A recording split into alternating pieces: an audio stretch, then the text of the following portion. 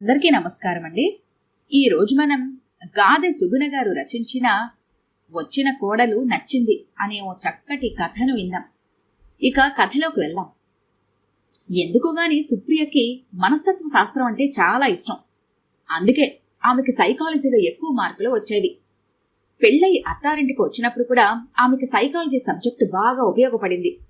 తన భర్త అత్తమామల మనస్తత్వాన్ని ఆమె బాగా అవగాహన చేసుకుంది. దానికి తగినట్టు తను నడుచుకునేది. మామగారు పదవి విరమణ చేసిన తర్వాత ప్రస్తుతం రచనా వ్యాసంగంలో ఉన్నారు. ఆయన రచనలన్నీ స్త్రీ పక్షపాతంగా రాసినవే. స్త్రీ పట్ల ఆయనకున్న గౌరవ మర్యాదలు గొప్పవే. ఇక భర్త విషయం, ఆయనకి స్త్రీలంటే చాలా చిన్న చూపు. ఆడవారిని చులకన చేస్తూ మాట్లాడటం ఆయన నైజం. అత్తగారు మాత్రం చాలా మంచి మనిషి. ఆమె పాటలు బాగా పాడతారు. ఎదుటివారి మనసు నొప్పించే పని ఆమె ఎన్నడూ చెయ్యరు. ఏ ఇబ్బందులు లేకుండా 2 కుటుంబాలు ఆ ఇంట్లో ఉండొచ్చు. అత్తవారిల్లు అంత పెద్దది. తాతల నాటి సంపద.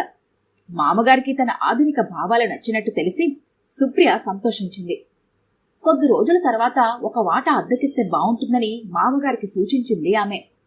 వెంటనే ఆయన ఇల్లు అద్దెకి ఇవ్వబడునని బోర్డు పెట్టించారు. అది చూసి చాలా మంది వచ్చారు. ఎవరికి అద్దెకివ్వాలో ఆమెనే నిర్ణయించమని ఆ బాధ్యతని సుప్రియకి అప్పగించారు. ఇంట్లో వాటాను ఎవరికి అద్దెకివ్వాలని ఒకరోజు భర్తను అడిగింది. భర్త శేఖరం స్త్రీ ద్వేషి కాబట్టి తను అనుకున్నట్టే ఒంటరి స్త్రీలకు ఇవ్వొద్దని చెప్పాడు. బ్యాంక్ ఆఫీసర్స్ కి ఇస్తే నెల అద్దె ఖచ్చితంగా ఇస్తారని, అద్దెకున్నవాడు అందరికీ ఉపయోగపడాలంటే డాక్టర్లకిస్తే మంచిదని ఓ ఉచిత సలహా చెప్పాడు. ఒకరోజు తూనికలు కొలతల అధికారి అతని భార్య వచ్చి ఇల్లు తమకి ఇమ్మని అడిగారు. తన మామగారు రచయిత, అత్తగారు గాయకురాలని విన్న అతని భార్య వాళ్ళని ఆదర్శంగా తీసుకోవాలని పొగిడింది. అది సుప్రియకు నచ్చి ఇంట్లో వాటాని వారికే అద్దెకిచ్చింది. 2 రోజుల్లోనే ఆ వాటాలో దిగారు ఆ దంపతులు, సూర్యం, కళ్యాణి. కొద్ది రోజుల్లోనే ఆమె సుప్రియకి ఎంతో ఆత్మీయురాలైపోయింది. తన మామగారి రచనలు తెచ్చి ఆమెకిచ్చింది. ఆ చనువుతో కళ్యాణి ప్రతి ఆదివారం సుప్రియ అత్తగారి దగ్గర సంగీతం నేర్చుకుంటోంది. ఒకనాడు రేషన్ షాపు నుంచి పంచదార, గోధుమలు, పామ్ ఆయిల్, కిరోసిన్ తెప్పించింది సుప్రియ. అప్పుడే ఆమెకు ఆలోచన వచ్చింది. కళ్యాణి వాళ్ళ దగ్గర అన్ని రకాల తూనికరాళ్లు ఉంటాయి కాబట్టి తను తెప్పించిన సామాను తూసి చూడాలి అనిపించింది. వెంటనే రేషన్ షాపు నుంచి తెప్పించినవన్నీ తూయించింది.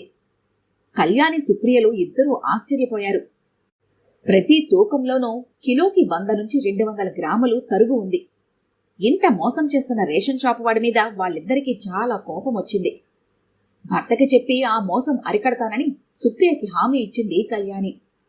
ఆ మర్నాడు తూనికల అధికారి తన సిబ్బందితో వెళ్లి రేషన్ షాపు వాణ్ణి కంగారు పెట్టాడు. ఆ షాప్లో ఉన్న తూనికరాళ్లన్నీ పరీక్షించి ఆ దొంగ తూకం రాళ్లను స్వాధీనం చేసుకుని అతని లైసెన్సును రద్దు చేయించాడు. ఆ మోసం కనిపెట్టిన కళ్యాణి భర్తను ఆ చుట్టుపక్కల వాళ్లంతా అభినందించారు. ఇదంతా చేసింది సుప్రియ అని చెప్పేసరికి వాళ్లు ఆమెను ప్రశంసించారు. సుప్రియ మామగారికి పట్టలేనంత ఆనందం కలిగింది. స్త్రీ ఆలోచన ఉన్నతమైంది, ఆదర్శవంతమైంది అంటూ సుప్రియను పొగిడారు. స్త్రీ ద్వేషి అయిన ఆమె భర్త శేఖరం కూడా ఆమెను మెచ్చుకునేసరికి అది చూసి ఆ కుటుంబ సభ్యులంతా ఆశ్చర్యపోయారు.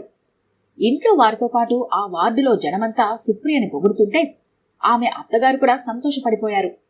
ఆ విధంగా ఆ కోడలు ఆ ఇంట్లో అందరికీ నచ్చింది. ఈ చిట్టి కథ మీకు నచ్చినట్లయితే లైక్ చేయండి, షేర్ చేయండి.